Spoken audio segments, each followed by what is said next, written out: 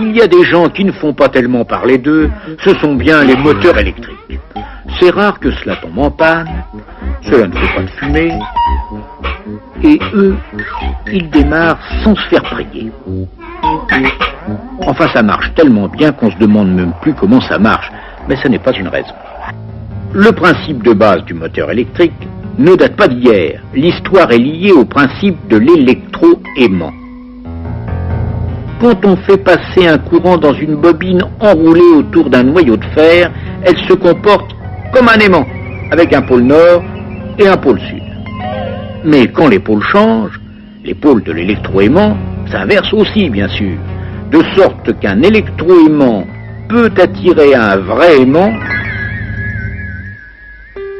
ou même des bouts de ferraille.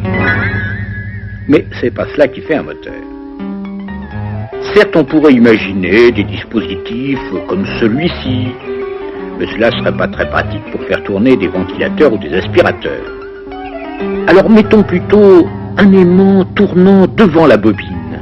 Le courant passe, le pôle nord de la bobine attire le pôle sud de l'aimant, et ça tourne.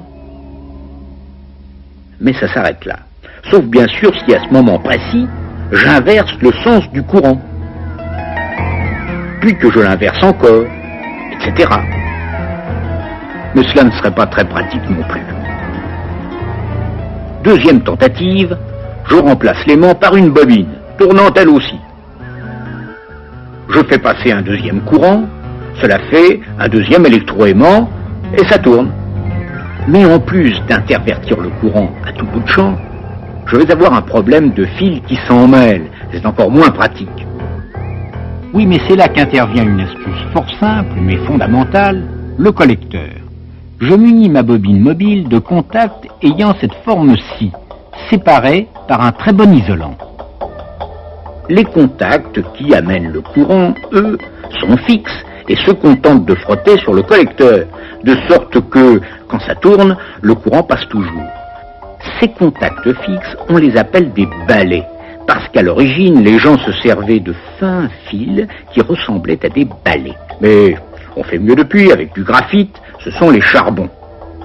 Grâce à cette astuce, on n'a plus de problème de fil avec notre bobine tournante et même, elle continue à tourner toute seule.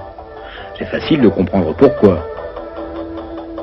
Quand le courant passe comme ceci dans la bobine, son pôle sud est ici. Il est attiré par le pôle nord de la bobine fixe et ça tourne. Arrivé là, ça devrait s'arrêter.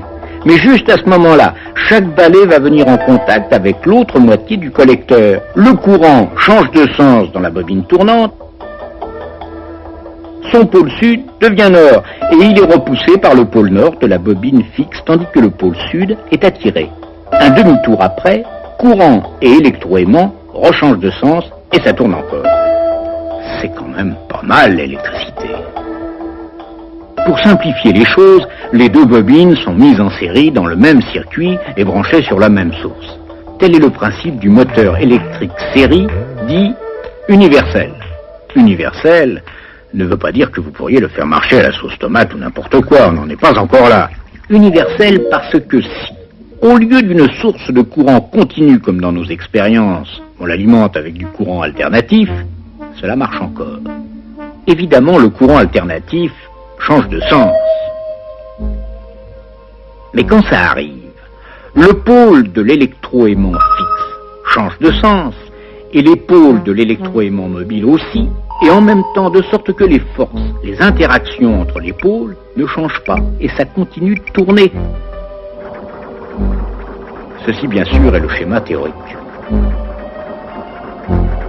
Dans la pratique, pour faire travailler les deux pôles de l'électroaimant fixe, on lui donne cette allure-ci. On l'appelle le stator. La bobine mobile est placée à l'intérieur, mais elle est aussi enroulée sur un noyau. Cela s'appelle le rotor. Quant au collecteur, il est généralement placé ici. Les balais ou charbons, eux, se placent comme cela. C'est ainsi que notre bon moteur électrique fait tourner vos ventilateurs, vos réfrigérateurs, vos aspirateurs. C'est quand même pas mal l'électricité.